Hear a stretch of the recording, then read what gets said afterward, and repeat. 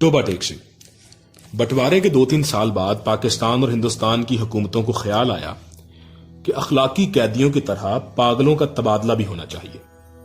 यानी जो मुसलमान पागल हिंदुस्तान के पागल खानों में हैं, उन्हें पाकिस्तान पहुंचा दिया जाए, और जो हिंदू और सिख पाकिस्तान के पागल खानों में हैं, उन्हें हिंदुस्तान के हवाले कर दिया जाए। मालूम नहीं ये बात माकूल थी या गैर माकूल। बहरहाल दानिशमंदों के फैसले के मुताबिक इधर उधर ऊंची सतह की कॉन्फ्रेंसें हुई और बिल आखिर एक दिन पागलों के तबादले के लिए मुकर्रर हो गए। अच्छी तरह छानबीन की गई। वो मुसलमान पागल जिनके लवाहिकीन हिंदुस्तान में ही थे वहीं रहने दिए गए, जो बाकी थे इनको सरहद पर रवाना कर दिया गया। यहां पाकिस्तान में चौका करीब करीब तमाम हिंदू सिख जा चुके थे, इसलिए किसी को रखने रखाने का सवाल ही ना पैदा हुआ। जितने हिंदू सिख पागल थे सब के सब पुलिस की हिफाजत में बॉर्डर पर पहुंचा दिए गए। उधर का मालूम नहीं, लेकिन इधर लाहौर के पागल खाने में जब इस तबादले की खबर पहुंची तो बड़ी दिलचस्प चहमगोइयां होने लगी। एक मुसलमान पागल जो 12 बरस से हर रोज बाकायदगी के साथ जिम्मेदार पढ़ता था, इससे जब इसके दोस्त ने पूछा, मौलवी साहब ये पाकिस्तान क्या होता है, तो उसने बड़े गौर व फिक्र के बाद जवाब दिया, हिंदुस्तान में एक ऐसी जगह है जहां उस्तरे बनते हैं। यह जवाब सुनकर इसका दोस्त मुतमईन हो गया। इस तरह एक सिख पागल ने एक दूसरे सिख पागल से पूछा, सरदार जी हम हिंदुस्तान क्यों भेजा जा रहा है, हमें तो वहां की बोली नहीं आती।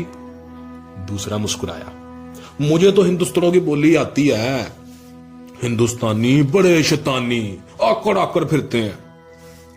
एक दिन नहाते नहाते एक मुसलमान पागल ने पाकिस्तान जिंदाबाद का नारा इस जोर से बुलंद किया कि फर्श पर फिसल कर गिरा और बेहोश हो गया।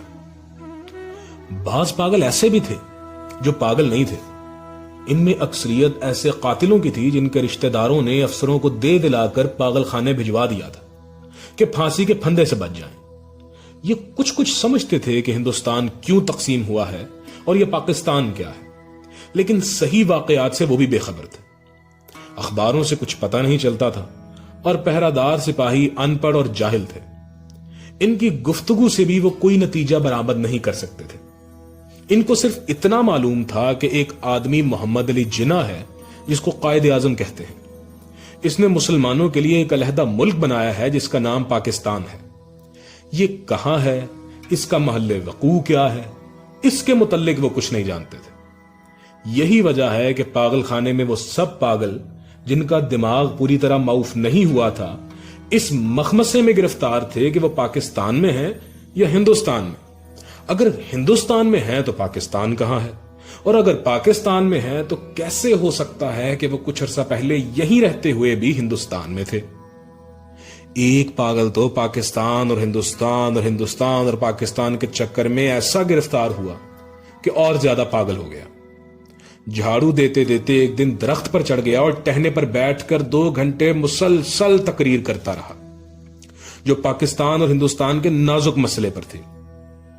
सिपाहियों ने इसे नीचे उतरने को कहा तो वो और ऊपर चढ़ गया। डराया धमकाया गया तो इसने कहा, मैं हिंदुस्तान में रहना चाहता हूं ना पाकिस्तान में, मैं इसी दरख्त पे रहूंगा।